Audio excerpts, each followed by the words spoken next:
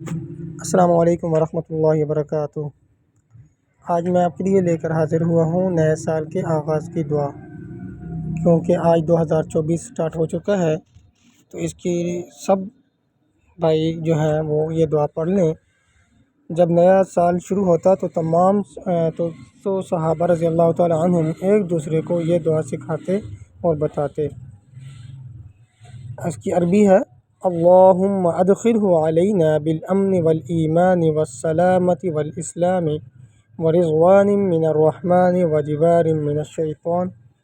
اور اس کا ترجمہ ہے: اے اللہ، اس کو ہم پرامن و ایمان، سلامتی اور اسلام کے ساتھ، رحمان کی خوشنودی اور شیطان سے حفاظت کے ساتھ لائیے۔